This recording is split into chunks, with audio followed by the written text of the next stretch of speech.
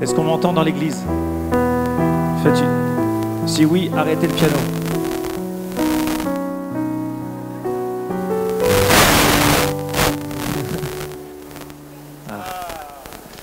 Alors bienvenue à tous pour cette immense et cette belle fête de Ramos. Nous allons donc accompagner le Christ qui rentre dans Jérusalem. Voilà, j'accueille tous ceux d'entre vous qui venaient peut-être pour la première fois ici à Saint-Lisier, peut-être venaient de manière épisodique. Voilà, soyez les bienvenus pour cette semaine sainte que nous allons commencer tous ensemble. Voilà, encore une fois, le Christ va rentrer dans Jérusalem et symboliquement, il va rentrer via le Père Nathanaël et l'âne dans l'église.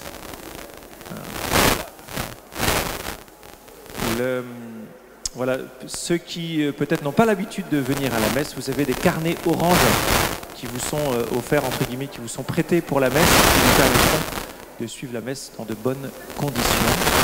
Voilà, et nous entrons dans la prière.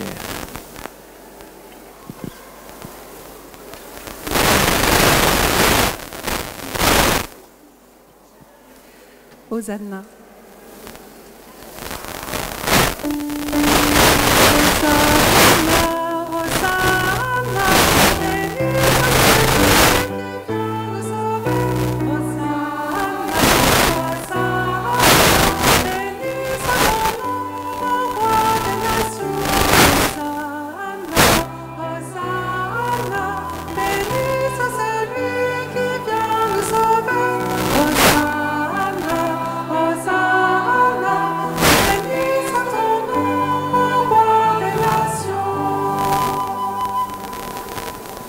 Frères bien-aimés, pendant 40 jours, nous avons préparé nos cœurs par la prière, la pénitence et le partage.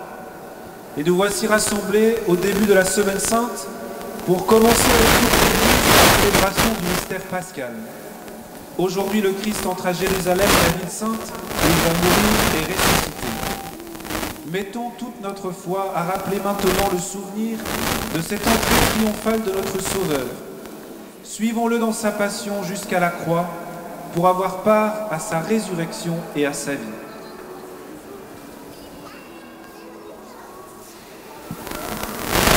Prions le Seigneur. Augmente la foi de ceux qui espèrent en toi, Seigneur. Exauce la prière de ceux qui te supplient.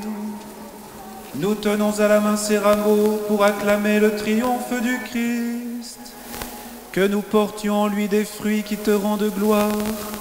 Donne-nous de vivre comme lui en faisant le bien. Lui qui règne avec toi et le Saint-Esprit, maintenant et pour les siècles des siècles.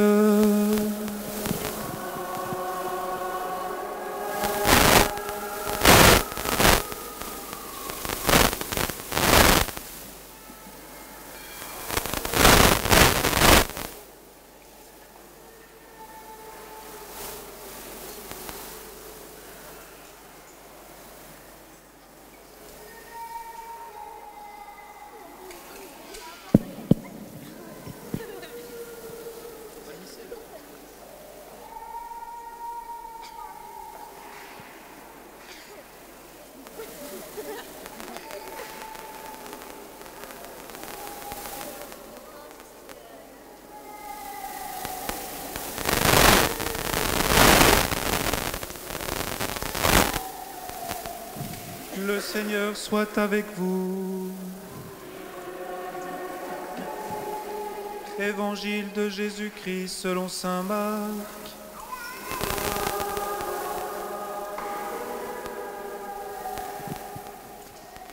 Quelques jours avant la fête de la Pâque, Jésus et ses disciples approchent de Jérusalem, de Bethphagée et de Béthanie, près du mont des Oliviers. Jésus envoie 2 de ses disciples. Allez au village qui est en face de vous. Dès l'entrée, vous y trouverez un petit âne attaché que personne n'a encore monté. Détachez-le et amenez-le. Si l'on vous demande « Que faites-vous là ?» répondez « Le Seigneur en a besoin, il vous le renverra aussitôt. » Ils partent, trouvent un petit âne attaché près d'une porte dehors dans la rue et ils le détachent. Des gens qui se trouvaient là leur demandaient « Qu'avez-vous à détacher cet ânon ?» Ils répondirent comme Jésus leur avait dit, et on les laissa faire. Ils amènent le petit âne à Jésus, le couvrent de leur manteau, et Jésus s'assoit dessus. Alors beaucoup de gens étendirent sur le chemin leurs manteaux, d'autres des feuillages coupés dans la campagne.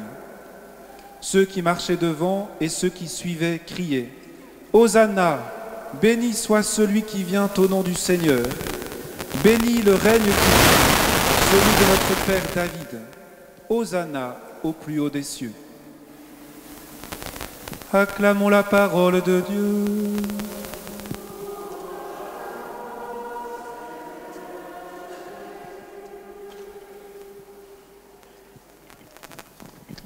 Alors frères et sœurs, je vais faire l'homélie ici, parce que c'est possible, mais rassurez-vous, il n'y en aura pas tout à l'heure, après l'évangile de la Passion. Voilà. Et rassurez-vous, ce sera un peu plus court que d'habitude. Alors, le dimanche des Rameaux est la grande porte qui nous ouvre la Semaine Sainte, la semaine où Jésus gravit le sommet de sa vie sur terre. Il monte à Jérusalem pour accomplir les Écritures, pour mourir et ressusciter. Et l'Évangile raconte qu'après avoir sillonné la Galilée, Jésus s'est mis en route vers Jérusalem avec les 12, et peu à peu, une foule grandissante de pèlerins s'est jointe à eux. Et juste avant la montée à Jérusalem, il y a eu un événement particulier qui a augmenté encore plus l'attention portée sur Jésus. Vous savez, au bord de la route, à la sortie de Jéricho, il y a un aveugle du nom de Bartimée qui est assis en train de mendier. Et en entendant que Jésus de Nazareth arrive, il s'est écrié « Jésus, fils de David, aie pitié de moi ». Jésus a guéri cet aveugle qui s'est mis alors à suivre Jésus sur la route. En voyant ce signe prodigieux et en entendant l'évocation « fils de David », la foule a sans doute été traversée d'un frisson. L'espérance de la venue du Messie a refait surface dans le cœur de ces pèlerins. Beaucoup se sont sûrement posé cette question, ce Jésus qui marche devant nous vers Jérusalem, et si c'était le Messie? Et si c'était le fils de David, celui qui doit rétablir le royaume d'Israël? Voici qu'il va entrer dans la ville sainte, n'est-ce pas le signe que les temps sont accomplis? Dieu va peut-être enfin restaurer le règne de David. Et la manière dont Jésus prépare cette entrée fait grandir encore plus cette espérance. C'est ce que l'on vient d'entendre dans l'Évangile. Jésus arrive à Jérusalem depuis le mont des Oliviers, c'est-à-dire par la route où doit venir le Messie. Et de là, il envoie 2 disciples avec l'ordre de lui amener un petit âne qu'ils trouveront au bord de la route. Bien, pour un juif de l'époque, il est clair qu'en faisant cela, Jésus montre qu'il est bien le roi promis. D'abord, il réquisitionne un moyen de transport. C'était le droit d'un roi de réquisitionner son moyen de transport. Et en plus, c'est un animal sur lequel jamais personne n'est monté. Là aussi, c'est un droit réservé au roi. Et surtout, il accomplit ce qu'avait annoncé le prophète Zacharie. « Exulte de joie, fille de Sion. Voici ton roi qui vient, humble, assis sur le petit d'une ânesse. » Alors, évidemment, à ce moment-là, les disciples et les autres pèlerins débordent d'enthousiasme. Les uns prennent leurs manteaux et les mettent sur le petit âne. Les autres les étendent sur le chemin devant Jésus monté sur l'ânon. Et ils coupent ensuite des branches d'arbres, comme vous en avez aussi avec vous, et ils commencent à crier les paroles d'un psaume qui deviennent une acclamation du Messie. Hosanna, béni soit celui qui vient au nom du Seigneur, béni le règne qui vient, celui de notre Père David, Hosanna au plus haut des cieux. Ah oui, cette joyeuse acclamation est comme un chant de louange. Et par ce chant, le peuple exprime sa conviction qu'en Jésus, Dieu visite son peuple et que le tant attendu est enfin arrivé. Mais qu'y a-t-il réellement dans le cœur de tous ceux qui acclament le Christ comme roi d'Israël? Ils ont sans doute leur idée du Messie, une idée de comment doit agir le roi promis par les prophètes et longtemps attendu. Et le récit de la Passion que nous entendrons tout à l'heure nous montrera que Jésus ne sera pas roi comme les hommes l'imaginaient. Le règne qu'il instaurera ne sera pas le rétablissement de la royauté politique de David. Et pourtant, Jésus sera bien le vrai roi, lorsqu'il ne sera non plus acclamé, mais hué et raillé comme un malfaiteur. Il sera bien le vrai roi, non plus en entrant triomphalement à Jérusalem monté sur un âne, mais en sortant de la ville écrasé sous le poids de la croix, après ce long chemin de souffrance. Il sera bien le vrai roi, lorsque son chemin ne sera plus drapé de manteaux jetés sur son passage, mais lorsque son corps sera roué de coups et souillé par les crachats. Il sera bien le vrai roi, lorsque les mains des hommes ne tendront non plus des rameaux pour l'heure du triomphe, mais des bâtons, des épines, des clous et des lances pour le blesser. Oui, Jésus est le Messie promis, il est le vrai roi. La foule a raison de l'acclamer comme tel. Mais son véritable défilé triomphal, ce sera le chemin vers le Golgotha, et son trône, ce sera la croix. Sur ce trône, il régnera pour toujours, attirant à lui l'humanité de tous les temps pour offrir à tous le salut, le pardon des péchés et la réconciliation avec Dieu. Le vrai roi est un roi d'amour, un roi qui donne sa vie pour ôter les péchés du monde.